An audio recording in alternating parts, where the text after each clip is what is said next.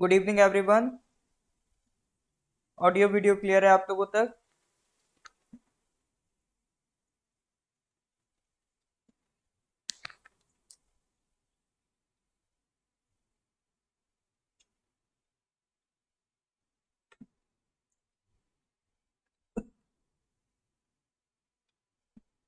हाँ जी।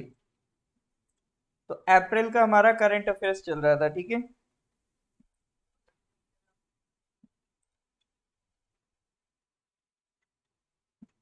All right. पिया मिवांगी, अब देखिए अब आवाज आ रही होगी।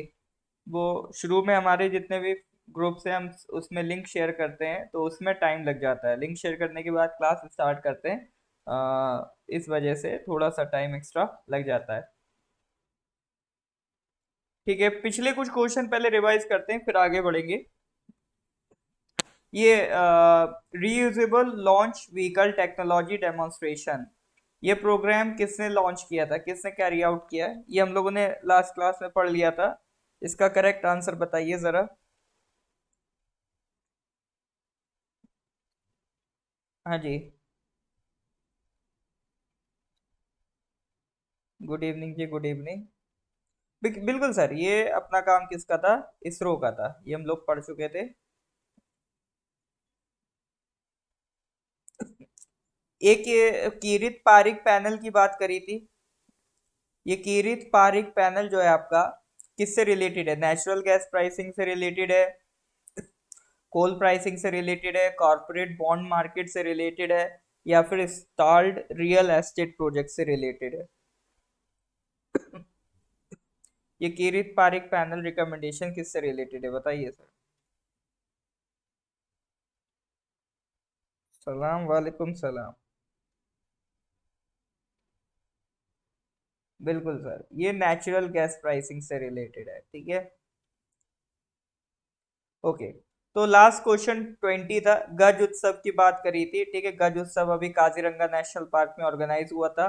और ये कहाँ पर लोकेटेड है? It is located in Assam, ठीक है। तो क्वेश्चन नंबर 20 तक की लास्ट क्लास में हम लोगों ने बात कर ली थी। तो 20 के आगे आज स्टार्ट करेंगे। तो आगे शुरू करते हैं क्वेश्चन नंबर 21। तो ये रहा आपकी स्क्रीन पर। Recently, it was informed that Indian Rafale combat aircraft will participate in the exercise Orion. It will be hosted by the defense forces of which of the following countries? So, military exercise is always an important part for your examination. तो exercise Orion कौन सी country की forces ने host करी है, ये question है। इसमें हमारे इंडियन रफाल एयरक्राफ्ट जो अभी तक के लेटेस्ट हैं, रफाल एयरक्राफ्ट जो हमने फ्रांस से खरीदे थे, तो ये कौन सी एक्सरसाइज में यूज होने जा रहे हैं? मतलब एक्सरसाइज का नाम है ओराइन। बिल्कुल सर, ये कहाँ पर यूज होंगे? फ्रांस में यूज होंगे, ठीक है। तो रफाल एयरक्राफ्ट ये हमने किससे खरीदे हैं? फ्रांस से खरीदे हैं, ठीक है। फ्रांस से खरीदे हैं, और फ्रांस की किस कंपनी ने इनको बनाया है? डसो एविएशन ने इसको बनाया है, ठीक है। तो ये कुछ रफेल से रिलेटेड डिटेल्स हैं। ये लेंथ 10 मीटर के आसपास है इनकी। लोड कैरिंग कैपेसिटीज 9500 kg के करीब है। Top speed, maximum weight, range, इतना कुछ याद नहीं करना, जस्ट इसको एक बार रीड आउट करके आगे बढ़ लेना है, ठीक है। इसको ये ध्यान रखना बस, ये ट्विन इंजन, दो इंजन इसमें आपको मिलेंगे। और ट्विन सीट है, यानी दो लोग इसमें आपका बैठ सकते हैं। और ये कौन से एयरबेस में है? इंडिया के अंबाला एयरबेस में इनको स्टेशन करा गया है। चलो, रफाल से आगे बढ़ते हैं। Question number 22। The world's first conservation and breeding centre for the critically endangered Asian king vulture named Jatayu conservation and breeding centre is being developed in which of the following states? देखो, जो vultures हैं वो भी अब हमारा endanger होती जा रही हैं, ठीक है। उनकी भी लाइफ खतरे में, उनकी भी आबादी घटती जा रही है। तो एक वल्चर है जिसका नाम है एशियन किंग वल्चर, ठीक है। वो क्रिटिकली इंडेंजर्ड कैटेगरी में आती है आईयूसीएन के हिसाब से। तो उनके कंजर्वेशन के लिए एक कंजर्वेशन सेंटर बनाया गया है जिसका नाम है Jatayu conservation and breeding centre. तो ये कहाँ पर डेवलप हो रहा है?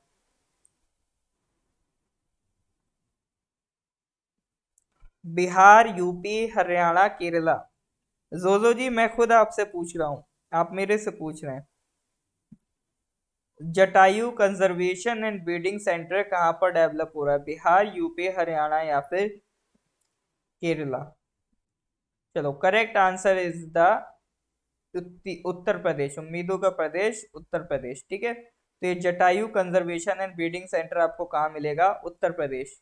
इसको ध्यान रखना कि आईयूसीएन के हिसाब से जो वल्चर हैं, ठीक है, किस कैटेगरी में आते हैं?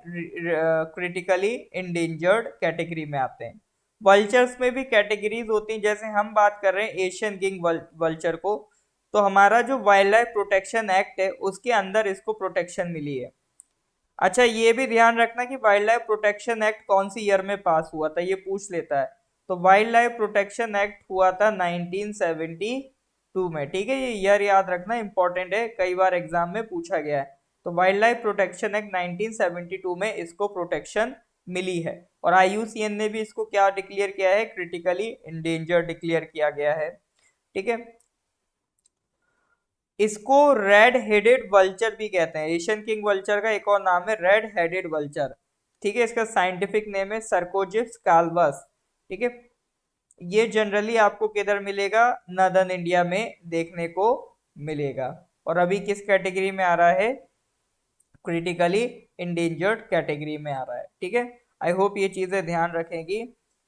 हाँ, तो वहीं से रामायण से इंस्पायर होके इसको ये नाम दिया गया है। ठीक है, चलो इसको ध्यान रखिएगा। इसके आगे अगले क्वेश्चन में बढ़ते हैं। Question number 23, according to the recently release status of tigers 2022 report, according to the recently released status of tigers 2022 report, how many total numbers of tigers are there in India? ठीक है, अभी tigers के ऊपर एक report आई है,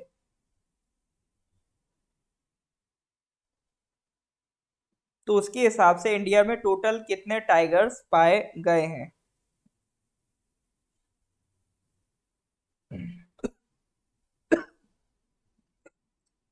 हाँ जी sir, लगाइए तुक्का।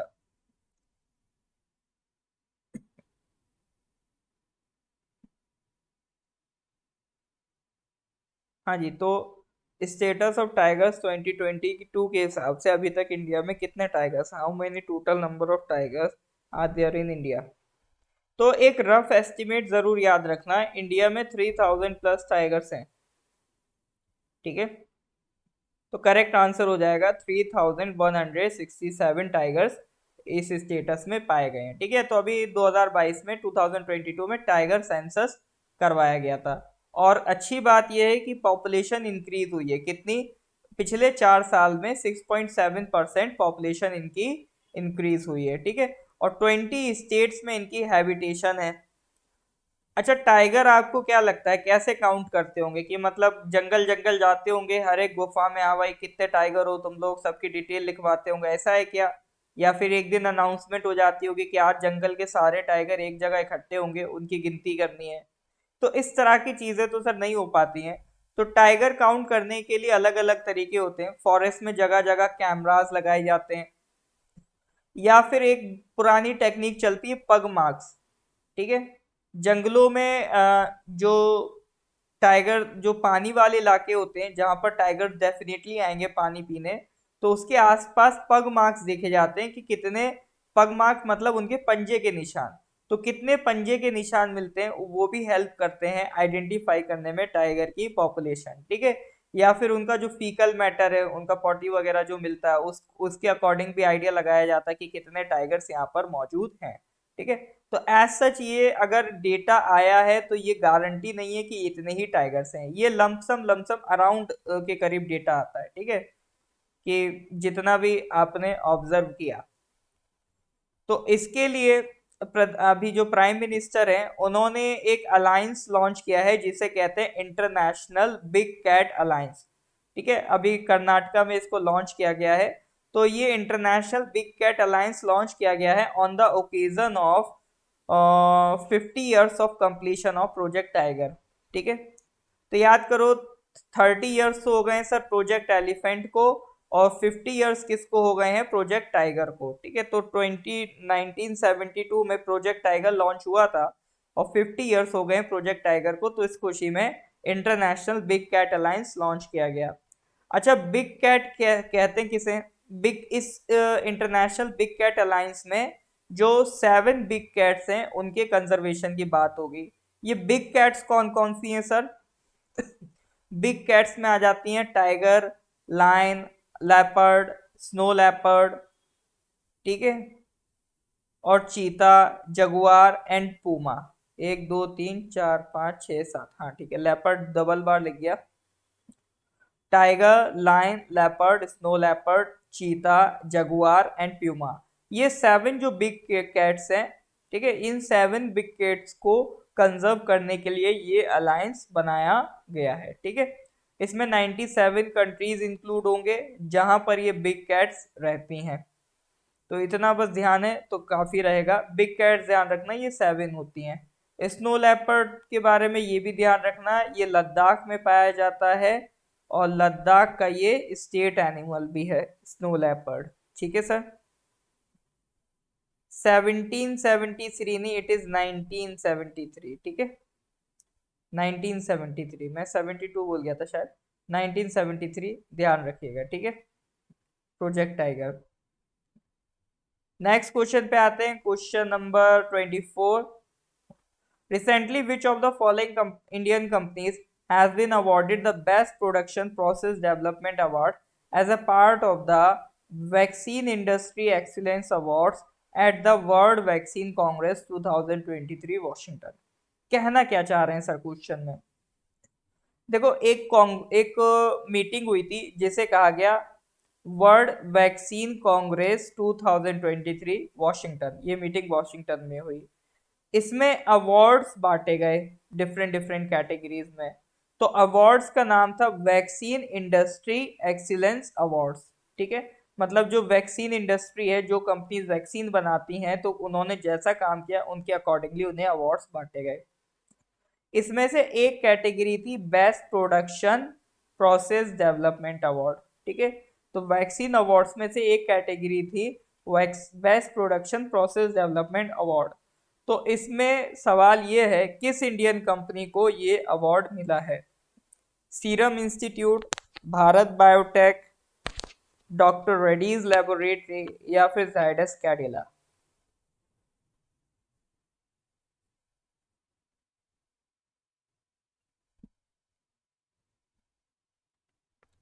इसमें हाँ, हम लोगों ने एक्चुअली कई बार क्या होता है, ज्यादातर सीरम इंस्टीट्यूट का नाम सुना होता है, तो इसी तरह से हम श्योर कह के सीरम इंस्टीट्यूट आंसर लगा देते हैं। ठीक है, लेकिन सिर्फ हमने सीरम इंस्टीट्यूट सुना है तो इसका मतलब ऐसा नहीं कि सीरम इंस्टीट्यूट ही काम कर रहा है बाकी काम नहीं कर रहे हैं, बाकी ऑप्शंस भी हो सकते हैं। जैसे कि यहाँ पर correct option is your Bharat biotech. ठीक है, तो ये अवार्ड किसको मिला है? भारत बायोटेक को मिला है। अभी भारत बायोटेक्स ने जो कोरोना की वैक्सीन बनाई थी, कोवैक्सीन, ठीक है, उसका काफी नाम हुआ था क्योंकि भारत सरकार ने इंटरनेशनल लेवल पे काफी इस वैक्सीन को डिलीवर किया। ठीक है, पूरे दुनिया को वैक्सीन हमने सप्लाई करी। जहां पर अफ्रीकन कंट्रीज को लोग वैक्सीन नहीं दे रहे थे, अपनी कंट्रीज को प्रायोरिटी दे रहे थे। वैक्सीन नेशनलिज्म का कंसेप्ट आ गया था कि भैया अपने अपने देश को देखो, दूसरे देश बाद में देखो। ठीक है, उस वक्त में हिंदुस्तान ने, भारत की सरकार ने वो वैक्सीन अफ्रीका के उन कंट्रीज तक पहुंचाए जो उस टाइम जिन बाकियों के लिए पहुंचाना पॉसिबल नहीं था। ठीक है, जो उनके पास एक्सेसिबिलिटी नहीं थी, बट भारत ने वो वैक्सीन पहुंचाई। तो वो इसलिए पहुंचाई क्योंकि भारत बायोटेक और सीरम इंस्टीट्यूट ने बेतौड़ इसमें जबरदस्त तरीके से काम किया। ठीक है, चलो जी, तो ये हो गया question number 24। Coming to the question number 25। Recently, India's first solar-powered tourist boat, Suryamshu, has been launched in which of the following states? ठीक है, एक बोट है जिसका नाम है सूर्यांशु, वो किस स्टेट में लॉन्च हुई है? यूपी, केरला, कर्नाटका, बिहार। ये सोलर पावर्ड है सर, मतलब इसको आपको किसी डीजल वगैरह से चलाने की जरूरत नहीं है। सिंपली आप क्या करोगे, ऊपर एक सोलर पैनल लगा दिया, उस सोलर पैनल की सनलाइट से ये बोट चार्ज हो जाएगी और आप इसको मार्केट में इधर उधर घुमा सकते हैं। ठीक है, बताइए सर इसका करेक्ट आंसर क्या होगा?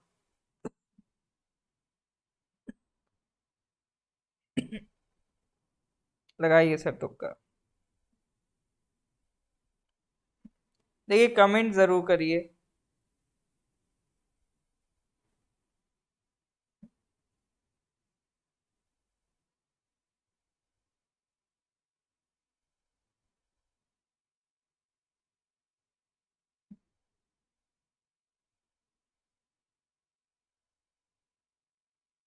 हाँ जी।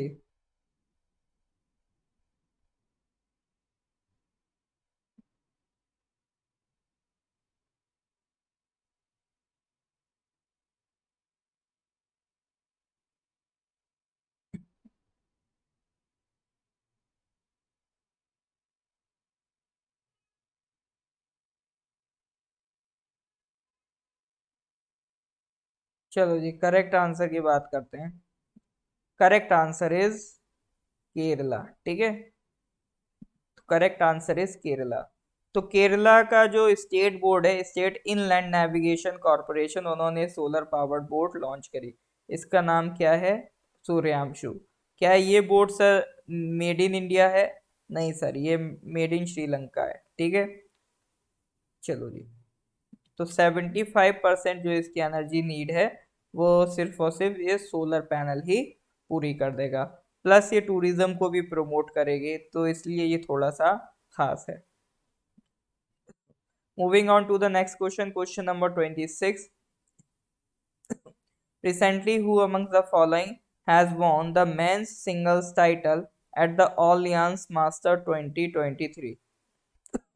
Who among the following has won the men's singles title at the Allianz Master 2023? Shrikant Kidambi, लक्ष्य सेन, प्रियांशु रजावत या फिर अजय जयराम। बताइए sir, who among the following has won the men's single title at the Orleans master 2023? बताइए sir.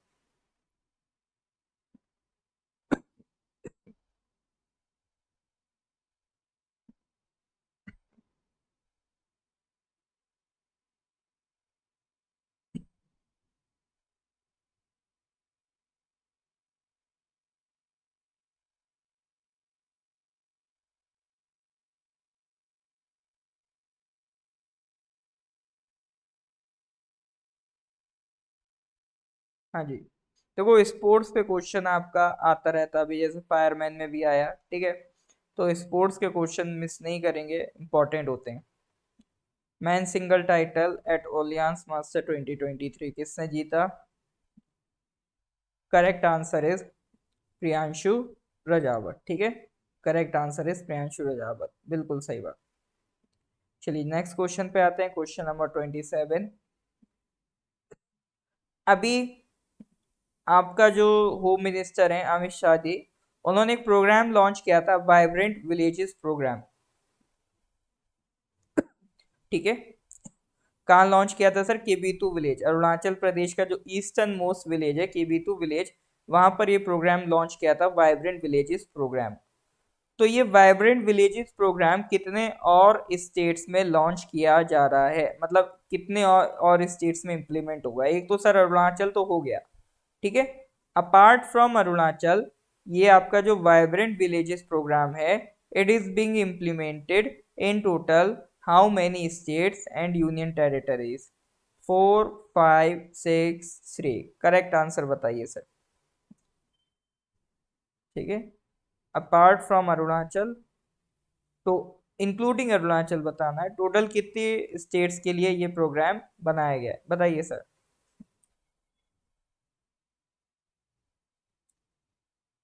हाँ जी, तुक्का भी लगा सकते हैं, ठीक है, कोई दिक्कत वाली बात नहीं, तुक्का भी चल जाएगा।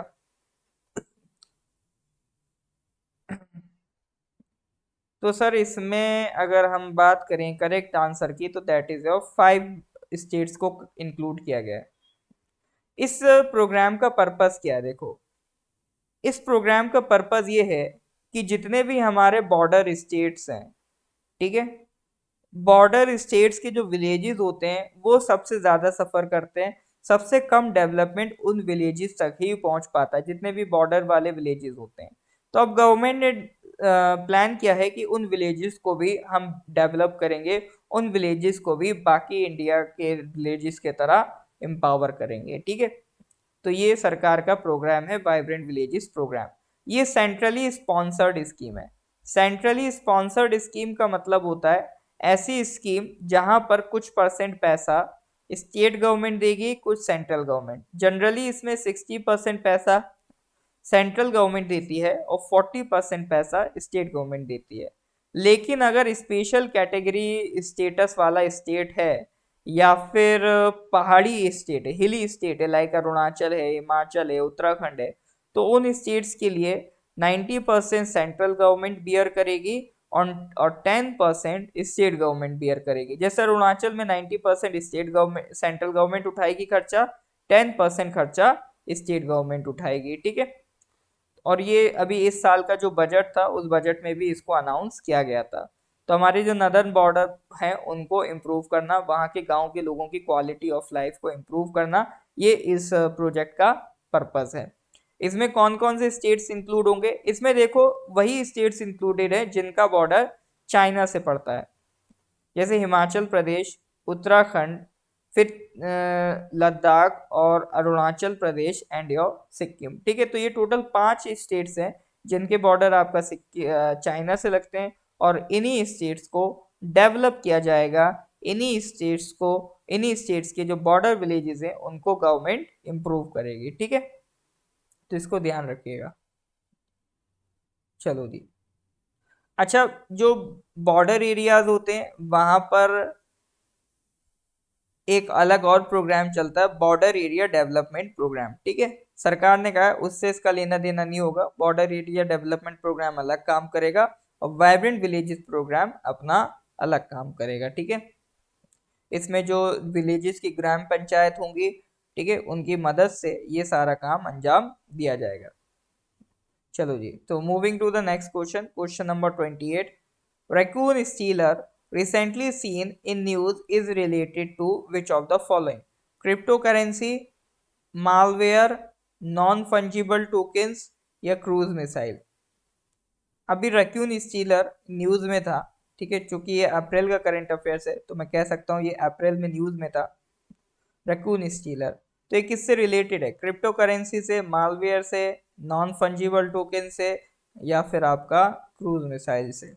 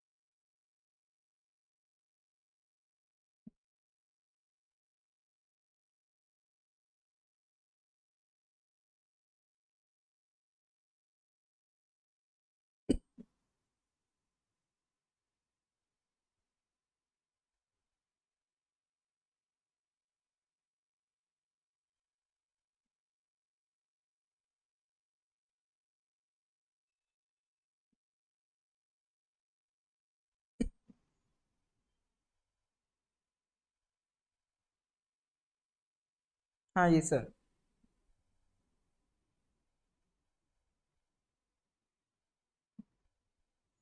रैकून स्टीलर जो अभी न्यूज में दिख रहा है किससे रिलेटेड है? क्रिप्टो करेंसी,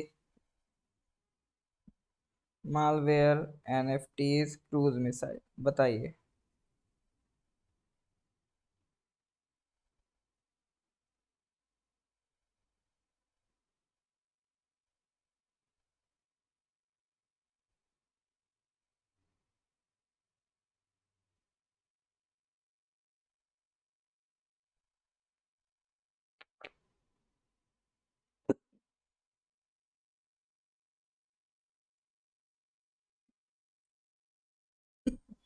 बिल्कुल सही बात, ये मालवेयर था।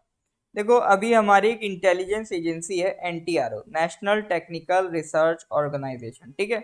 ये ये भी एक तरीके की इंटेलिजेंस एजेंसी है, ठीक है। तो टेक्निकल इंटेलिजेंस आपका एनटीआरओ इंडिया में संभालता है, ठीक है। तो उनके हिसाब से उन्होंने इन्फॉर्म किया था कि उनके ऊपर एक अटैक हुआ था, उनको टारगेट किया था रैकून स्टीलर मालवेयर ने, ठीक है। तो इसलिए ये रैकून स्टीलर मालवेयर न्यूज में आया था। ये मालवेयर होता क्या है? मालवेयर एक तरीके का आपका एक ऐसा वायरस होता है जो आपके सिस्टम को इन्फेक्ट करके उसको हैक कर सकता है, आपके डेटा को इरेज कर सकता है, आपके डेटा को मिसयूज कर सकता है, ठीक है। तो जहां पर ये जिस मशीन को इन्फेक्ट करेगा वहां से सेंसिटिव डेटा ये निकाल सकता है, ठीक है। जनरली आपको ईमेल वगैरह भेजा जाता है, ठीक है, उसके थ्रू ये मालवेयर आपके कंप्यूटर में आ सकता है, ठीक है। तो ये रैकून स्टीलर क्या है? आपका मालवेयर। चलिए, यहाँ तक क्लियर है? हाँ जी सर, यहाँ तक कोई डाउट तो नहीं आ रहा है? समझ पा रहे हैं कि नहीं समझ पा रहे हैं? यस और नो? क्लियर है तो please give me thumbs up. हाँ जी सर, यहाँ तक समझ पा रहे हैं तो गिव मी थम्स अप। फिर अब हम लोग आगे बढ़ रहे हैं, अगले क्वेश्चन की तरफ आगे बढ़ रहे हैं। Question number 29। Recently, Union Minister Kiran Rijiju has released the new edition of the Constitution of India in which of the following languages, ठीक है। तो जो हमारे यूनियन मिनिस्टर हैं, former law minister and current science and technology minister, तो उन्होंने constitution of India का addition अभी एक लैंग्वेज में ट्रांसलेट कर पाया है। तो वो कौन सी लैंग्वेज है? सिंधी लैंग्वेज, डोगरी लैंग्वेज, मैथिली या फिर Santhali? Recently, Union Minister Kiran Rijiju has released a new edition of the Constitution of India in which of the following languages? Sindhi, Dogri, Maithili या फिर संथली? हाँ जी सर, बताइए।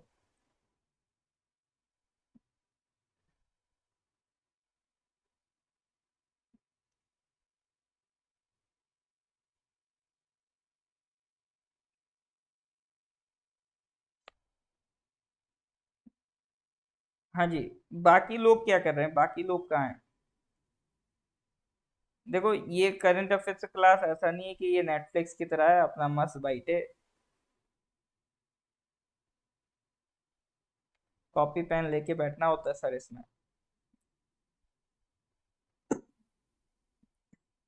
The Union Minister Kiran Rijiju has released the new edition of the Constitution of India in which of the following languages? Sindhi, Dogri।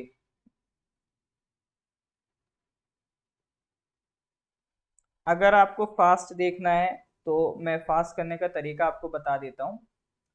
ये इसकी recording YouTube में मिल जाएगी, फिर उसके बाद आप उसको 1.5 टाइम्स और 2 टाइम्स करके भी देख सकते हैं, ठीक है। तो जितना फास्ट चाहें आपको मिल जाएगा। ये लाइव क्लास है, ठीक है। और लाइव क्लास में हम लोग इसी तरह से चलते हैं। चलो जी, बताओ सर करेक्ट आंसर। बाकी लोग कहाँ हैं? चलो, करेक्ट आंसर इज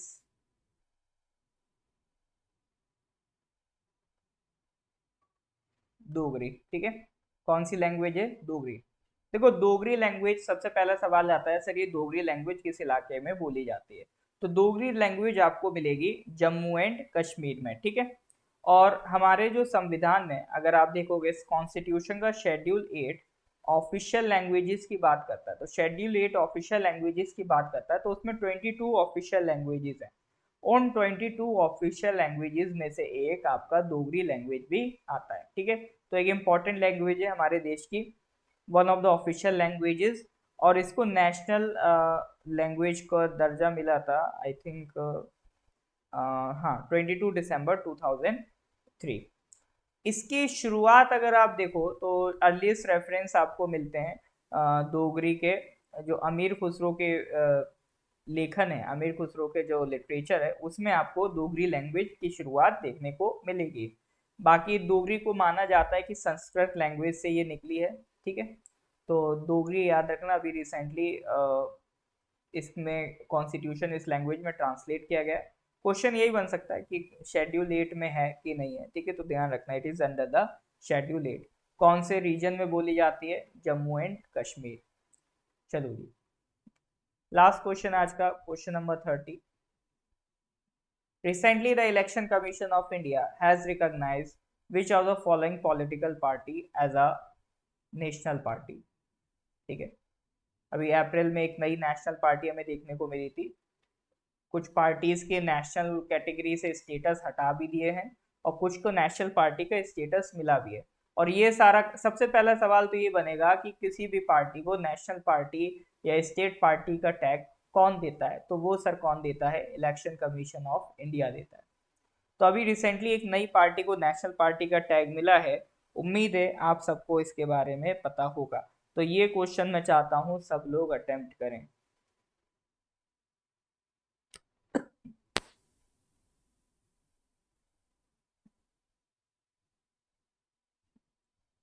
हाँ जी सर।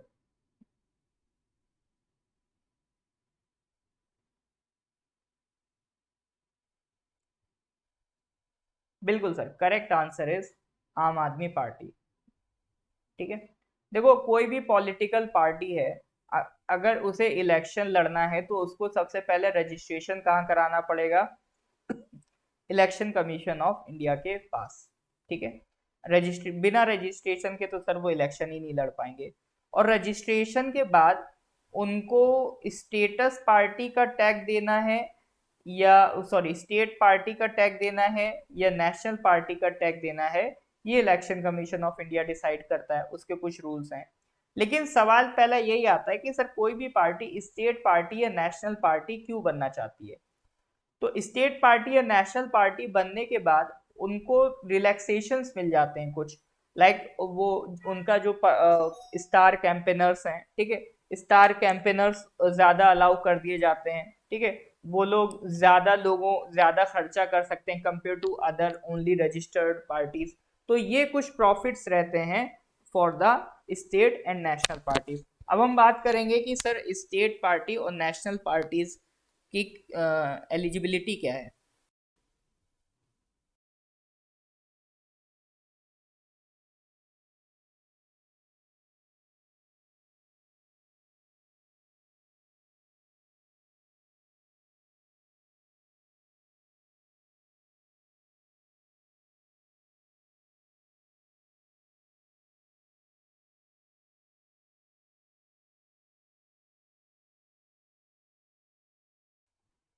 हाँ जी, तो एक बार देख लेते हैं नेशनल पार्टी और स्टेट पार्टी कब उसे कहेंगे। तो नेशनल पार्टी की बात करते हैं। कोई भी पार्टी नेशनल पार्टी कब बनेगी? तो देखो इलेक्शन कमीशन का एक ऑर्डर है, ECI election symbol reservation and allotment order.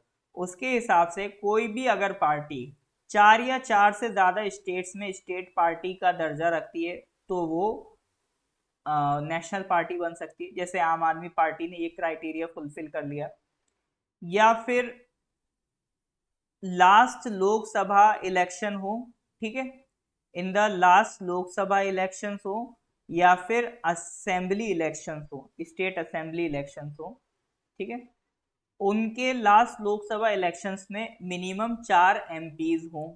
ठीक है, लास्ट लोकसभा इलेक्शंस में मिनिमम उनके 4 मेंबर ऑफ पार्लियामेंट जीते, और एटलीस्ट जितने टोटल वोट्स पड़े हैं उसमें से 6% वोट्स उस पार्टी को मिले। ठीक है, या फिर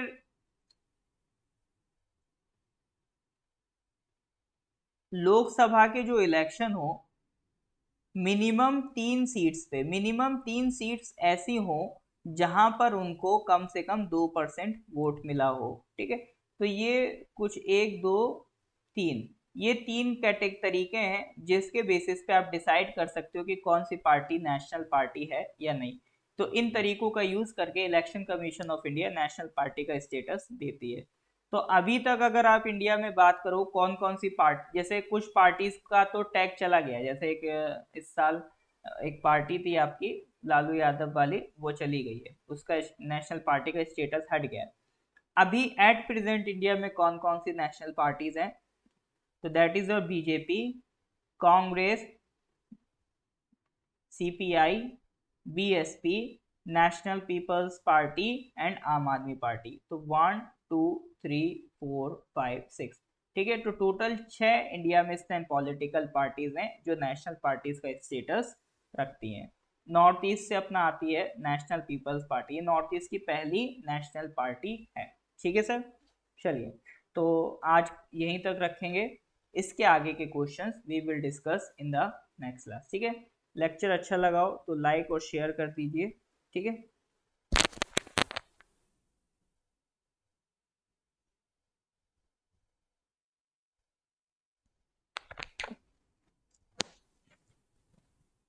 हाँ जी, करंट अफेयर्स में डेली हम लोग 10-10 क्वेश्चंस करते हैं।